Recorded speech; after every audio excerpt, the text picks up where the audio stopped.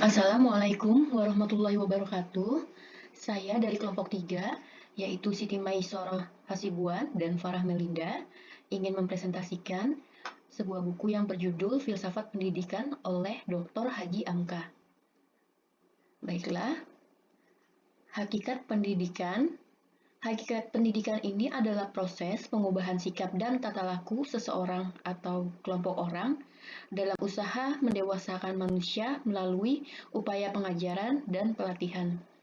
Pendidikan ini pada hakikatnya merupakan usaha dari manusia untuk melestarikan hidupnya. Kemudian, sejarah filsafat pendidikan. Filsafat diakui sebagai induk ilmu pengetahuan atau the mother of science yang mampu menjawab segala pertanyaan dan permasalahan. Sejarah perjalanan filsafat pada awalnya berusaha untuk mencari hikmah yang sebenarnya supaya sampai puncak pengetahuan yang tinggi, yaitu Tuhan yang Maha Mengetahui dan Maha Kuasa. Di sini, di dalam filsafat kuno, seperti munculnya aliran-aliran yang kemudian berubah menjadi agama, yaitu seperti agama Shinto, Tao, lalu Kristen, Hindu, Buddha, dan lain-lainnya. Kemudian filsafat ini mulai berkembang dan berubah fungsi dari sebagai induk ilmu pengetahuan, kemudian menjadi semacam pendekatan perekat kembali sebagai ilmu pengetahuan yang telah berkembang pesat dan terpisah satu dengan lainnya.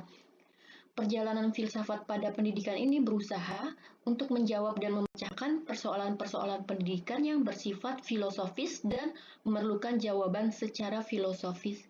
Jadi filsafat ini dalam pendidikan berfungsi sebagai yang melandasi dari teori-teori pendidikan tersebut. Kemudian pemikiran filsafat pendidikan menurut Socrates. Pendidikan menurut Socrates adalah metode dialektis, yaitu teori dan praktik, dan digunakan sebagai dasar teknis dari pendidikan untuk mendorong seseorang untuk berpikir cermat, untuk menguji coba diri sendiri, dan untuk memperbaiki pengetahuannya. Kemudian, pemikiran filsafat pendidikan menurut Plato. Menurut Plato, pendidikan ini merupakan suatu tindakan pembebasan dari belenggu ketidaktahuan dan ketidakbenaran. Kemudian, pendidikan yang harus diselenggarakan oleh negara dan memperoleh tempat yang paling utama serta mendapatkan perhatian yang sangat mulia dari sebuah negara tersebut.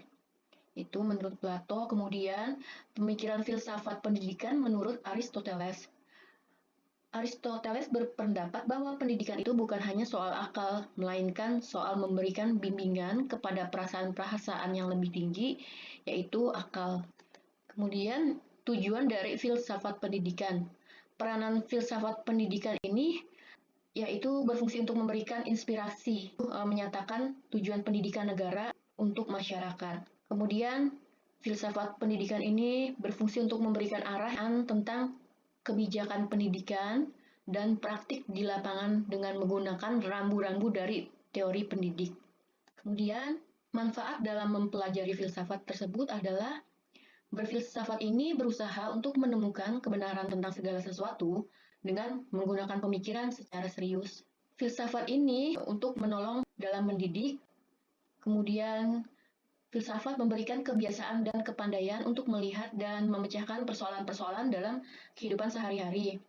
Lalu filsafat juga memberikan pandangan terhadap seseorang untuk berpikir secara luas. Kemudian filsafat merupakan latihan untuk berpikir sendiri. Kemudian filsafat juga memberikan dasar-dasar, baik itu untuk hidup kita sendiri, terutama dalam etika, maupun untuk ilmu-ilmu pengetahuan, seperti sosiologi, ilmu jiwa, ilmu mendidik, dan sebagainya. Lalu urgensi dalam filsafat ini, yaitu filsafat pendidikan merupakan aplikasi ide-ide filosofis ke dalam masalah-masalah pendidikan, seperti yang sebelumnya saya bahas. Filsafat ini yang melandasi pada teori-teori pendidikan. Kemudian, filsafat lebih banyak disandarkan pada pemikiran-pemikiran para filsuf yang sembari berupaya untuk mengaplikasikan pemikiran-pemikiran tersebut dalam praktik pada pendidikan. Kemudian, filsafat bukan hanya mencari ide-ide, tetapi juga merupakan media pembelajaran tentang bagaimana menggunakan ide-ide tersebut secara tepat. Lalu, filsafat pendidikan hanya bisa menjadi signifikan ketika pendidik mengenali perlunya berpikir secara jernih tentang apa yang sedang mereka lakukan. Lalu urgensi filsafat pendidikan juga aktivitas berfilsafat sebagai perawatan jiwa. Ini tampak salah satunya dalam pendidikan ya. Jadi mendidik itu berarti kan merawat jiwa. Lalu selanjutnya sistematika filsafat pendidikan. Di dalam sistematika filsafat pendidikan ini yaitu ada ontologi filsafat pendidikan. Ontologi ini adalah pertanyaan yang mendasar yang muncul dalam tataran ontologi, untuk apa penggunaan pengetahuan itu. Kemudian epistemologi filsafat pendidikan, yaitu kajian epistemologi membahas tentang bagaimana proses mendapatkan ilmu pengetahuan untuk diuji kebenarannya dalam kegiatan ilmiah. Kegiatan ilmiah ini dimulai ketika manusia mulai mengamati sesuatu. Kemudian aksiologi filsafat pendidikan, yaitu untuk apa pengetahuan itu digunakan.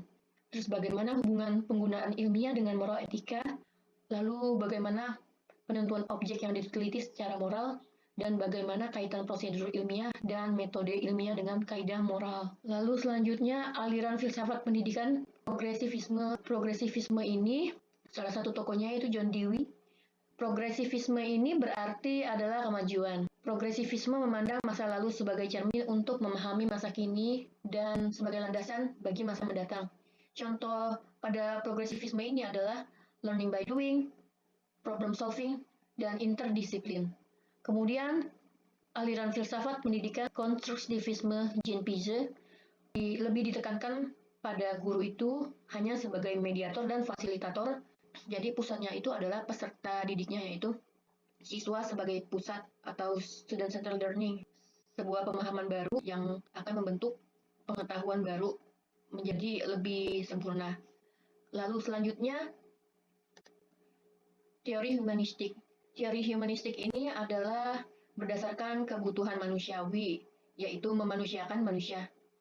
Di dalam teori humanistik ini, pendidik mendorong prestasi tinggi. Contoh penerapannya yaitu guru memberikan reward, baik itu verbal atau non-verbal, agar peserta didik semangat dalam belajar. Kemudian menghindarkan tekanan di dalam lingkungan belajar, lalu memberikan kesempatan untuk mengembangkan diri pada peserta didik agar mendapatkan pengalaman belajar. Kemudian memfasilitasi sumber belajar yang beragam. Baiklah, selanjutnya saya serahkan presentasinya kepada Maisarah Siti Hasibuan. Pada bab selanjutnya membahas tentang peranan filsafat pendidikan. A. Konsep ilmu pendidikan. Jika dilihat dari isinya, ilmu pendidikan merupakan sebuah sistem pengetahuan tentang pendidikan yang diperoleh melalui riset. Setiap filsafat pendidikan bertujuan mengemukakan sebuah sistem konsep keseluruhan pendidikan yang terbaik menurut pandangan atau aliran tertentu. Fungsi pendidikan adalah mempersiapkan setiap individu untuk dapat hidup sempurna melalui pendidikan intelektual, moral, dan jasmani dengan cara menguasai ilmu tentang hidup. B. Peranan dalam perencanaan program pendidikan. Peranan filsafat pendidikan adalah memberikan inspirasi, yakni menyatakan tujuan pendidikan negara bagi masyarakat, memberikan arah yang jelas dan tepat dengan mengajukan pertanyaan tentang kebijakan pendidikan dan praktik di lapangan dengan menggunakan rambu-rambu dari teori pendidik.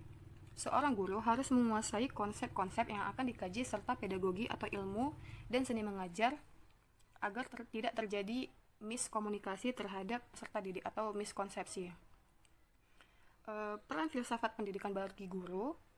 Dengan filsafat metafisika, guru mengetahui hakikat manusia, khususnya anak, sehingga tahu bagaimana cara memperlakukannya dan berguna untuk mengetahui tujuan pendidikan. C. Penerapan filsafat pendidikan di sekolah. Filsafat sebagai teori umum pendidikan dapat diterapkan dalam penentuan kurikulum, metode, tujuan, serta kedudukan dan peran guru atau pendidik juga anak didiknya. Adanya berbagai aliran dalam filsafat pendidikan juga menyebabkan berbeda-bedanya kurikulum, metode, tujuan, serta kedudukan guru dan siswa dalam struktur pendidikan. Semuanya tergantung pada mazhab apa yang diterapkan atau dianut oleh pelakunya. Hanya saja dalam hal ini, mereka dituntut untuk memiliki kurikulum yang relevan dengan pendidikan ideal, juga disesuaikan dengan perkembangan zaman dan menekankan pada aspek kognitif, afektif, dan pertumbuhan yang normal. Pada bab selanjutnya yaitu aksiologi, filsafat, dan sistem pendidikan nasional. Aksiologi membahas tentang nilai secara teoritis yang mendasar dan filsafati, yaitu membahas nilai sampai pada hakikatnya. Aksiologi adalah cabang filsafat yang menganalisis tentang hakikat nilai yang meliputi nilai-nilai kebenaran, keindahan, kebaikan, dan religius. Pada poin hierarki nilai, nilai-nilai dalam kenyataannya ada yang lebih tinggi dan ada yang lebih rendah. Hierarki nilai dikelompokkan ke dalam 4 tingkatan sebagai berikut. Yang pertama, nilai-nilai kenikmatan. Tingkatan nilai ini meliputi nilai-nilai kebendaan yang mengenakan secara jasmania dan menyebabkan orang senang. Contohnya itu rasa enak setelah makan atau karena mempunyai banyak uang. Kedua, nilai-nilai kehidupan. Tingkatan nilai kehidupan meliputi nilai-nilai yang penting bagi kehidupan pribadi dan bermasyarakat. Contohnya itu seperti memiliki keterampilan, memiliki kesehatan, sampai dengan keadilan bermasyarakat. Ketiga, nilai-nilai spiritual. Tingkatan nilai spiritual meliputi macam-macam nilai kejiwaan yang sama sekali tidak tergantung pada keadaan jasmani. Nilai kejiwaan ini meliputi kebenaran, keindahan, dan kebaikan. Keempat, nilai kerohanian. Tingkatan nilai kerohanian meliputi modalitas nilai yang suci. Nilai kerohanian ini terdiri dari nilai-nilai pribadi, terutama dalam hubungannya dengan Tuhan. Contoh, keimanan dan ketakwaan. Pada poin norma moral, nilai kebaikan manusia secara khusus dibahas dalam etika, sehingga nilai kebaikan sering disebut nilai etis. Nilai etis menjadi sumber nilai bagi penilaian baik atau buruk manusia sebagai manusia, bukan dalam hubungannya dengan peran tertentu, misalnya sebagai ilmuwan, seniman, atau pedagang. Etika yang secara khusus membahas nilai kebaikan manusia dalam perkembangannya dapat dibedakan dua macam, yaitu yang pertama, etika dipahami dengan pengertian yang sama dengan moralitas. Etika berkaitan dengan kebiasaan hidup yang baik, tata cara hidup yang baik, baik pada diri seseorang atau masyarakat. Kedua, etika dipahami dalam pengertian yang berbeda dengan moralitas. Etika dimengerti sebagai refleksi kritis tentang bagaimana manusia harus hidup dan bertindak dalam situasi konkret, situasi khusus tertentu. B. Landasan aksiologi sistem pendidikan nasional. Di sini mencakup nilai-nilai budaya. Di sini saya kasih contoh dalam implikasi kehidupan. Misalnya itu pada konsep fashion show tata busana Universitas Negeri Medan, berhubung latar belakang saya adalah mahasiswa pendidikan tata busana ketika S1 dulu. Jadi sekitar 7 atau 8 tahun yang lalu, konsep acara pagelaran hanya sebatas menerapkan penggunaan kain ulos atau songket yang merupakan ciri khas dari Sumatera Utara dengan style busana yang tidak terlalu berbeda di setiap tahunnya. Akan tetapi pada tahun 2018, kami sebagai mahasiswa satu angkatan yang akan fashion show di tahun itu, mengusung satu konsep baru, yaitu membuat busana dengan konsep fashion dekonstruksi, yaitu busana dengan look atau tampilan yang tidak biasa yang diterapkan dalam acara pagelaran di tahun itu. Bisa busana itu didekonstruksi pada pola, bahan atau kain, desain busana, bahkan ada aksesoris yang akan dipakai nantinya. Jadi, poin pentingnya di sini adalah kami memakai konsep yang baru sesuai dengan perkembangan zaman atau tuntutan zaman, akan tetapi tidak meninggalkan budaya dari Sumatera Utara tersebut dengan tetap menggunakan kain ulos atau songket yang merupakan ciri khas dari provinsi ini. C. Refleksi kritis sistem pendidikan nasional. Di sini meliputi teori-teori pendidikan yang dijadikan pertimbangan merumuskan tujuan pendidikan. Yang pertama itu adalah tujuan pendidikan berdasar teori esensialisme adalah internalisasi nilai-nilai budaya ke jiwa anak didik.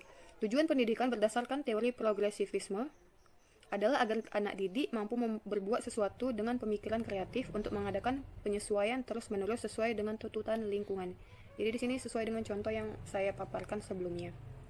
Kedua, tujuan pendidikan berdasar teori perennialisme adalah pertumbuhan jiwa yang rasional agar anak didik dapat menemukan evidensi-evidensi diri sendiri. 3. Tujuan pendidikan berdasar teori rekonstruksianisme adalah tumbuhnya kemampuan untuk secara konstruktif menyesuaikan diri dengan tuntutan perubahan dan perkembangan masyarakat modern. Bab selanjutnya adalah filsafat pendidikan dalam program pendidikan karakter. A. Filsafat fungsi pikiran. 1. Fungsi memenuhi kebutuhan. Jadi dulu apa yang dibutuhkan manusia itu masih sangat sederhana, upaya untuk mendapatkannya pun masih sederhana, yaitu hanya sebatas bercocok tanam dan berburu. Tapi sekarang kebutuhan manusia telah menguap dengan hebat, bahkan tidak terbendung, sehingga pikiran menjadi sangat kompleks. Jadi sebatas ini fungsi pikiran adalah alat bagi manusia untuk memenuhi kebutuhan hidupnya. Jadi masyarakat pedesaan tingkat kebutuhannya itu sederhana, cukup dengan terpenuhi kebutuhan primer, sehingga fungsi pikirannya pun tidak terlalu rumit. Sementara masyarakat yang tinggal di kota dihadapkan dengan berbagai tuntutan kehidupan atau kebutuhan yang beragam, tidak hanya kebutuhan primer, bahkan sangat didominasi oleh kebutuhan sekunder. Dengan sendirinya, keadaan pikiran juga sangat kompleks dan diperlukan kecerdasan yang lebih tinggi. 2. Fungsi mempertahankan diri. Manusia hidup selalu dihadapkan kepada berbagai ancaman, baik ancaman yang bersifat fisik seperti gangguan binatang buas, gangguan alam, maupun ancaman yang bersifat psikis, yaitu segala yang membuat jiwa merasa tidak aman. Karena adanya naluri untuk mempertahankan diri, maka manusia berpikir bagaimana cara memproteksi diri. 3. Fungsi menciptakan nilai hidup. Jadi di antara dua fungsi di atas itu, inilah fungsi yang tertinggi, dan pada fungsi ini terletak perbedaan antara manusia dan makhluk apapun. Kalau sekedar kemahiran, memenuhi kebutuhan, dan mempertahankan diri, dalam batas-batas tertentu, hewan pun mempunyai naluri yang sama. Kita bisa menyaksikan bahwa masing-masing hewan mempunyai keahlian tersendiri untuk mendapatkan mangsanya, dan pada saat yang sama juga, mereka mempunyai trik-trik tersendiri untuk menghindar dari ancaman bahaya. Berpikir untuk kebutuhan dan mempertahankan diri adalah persoalan manusia dengan dirinya sendiri, yaitu bagaimana dirinya tetap makan dan hidup aman. Sedangkan berpikir pada nilai hidup adalah menyangkut diri kita dengan orang lain, yaitu nilai apa yang baik yang telah kita berikan terhadap sesama manusia. B. Definisi pendidikan berkarakter. Karakter merupakan upaya-upaya yang dirancang dan dilaksanakan secara sistematis untuk membantu peserta didik memahami nilai-nilai perilaku manusia yang berhubungan dengan Tuhan, diri sendiri, sesama manusia, lingkungan, kebangsaan yang terwujud dalam pikiran, sikap, perasaan, perkataan, dan perbuatan berdasarkan norma-norma agama, hukum, tata krama, budaya, dan adat istiadat. C. Landasan filsafat tentang pendidikan karakter. Setiap paradigma pendidikan tidak bisa lepas dari akar filosofinya, sebab pendidikan sebagai ilmu merupakan cabang dari filsafat dalam aplikasinya. Dalam filsafat pendidikan terdapat beberapa aliran yang saling merekonstruksi masing-masing paradigma pendidikan tersebut. Di antaranya ialah aliran progresivisme yang memiliki ciri utama yaitu memberi kebebasan penuh terhadap manusia untuk menentukan hidupnya.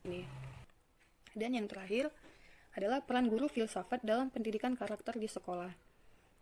Jika pendidikan karakter diselenggarakan di sekolah, maka guru akan menjadi pionir utama dan sekaligus koordinator program tersebut. Hal itu karena guru memang secara khusus memiliki tugas untuk membantu siswa mengembangkan kepedulian sosial dan masalah-masalah kesehatan mental. Dengan demikian, guru harus sangat akrab dengan program pendidikan karakter. Sekian pemaparan presentasi dari kelompok 3. Jika terdapat bahasa yang kurang berkenan, kami mohon maaf. Terima kasih atas perhatiannya. Wassalamualaikum warahmatullahi wabarakatuh.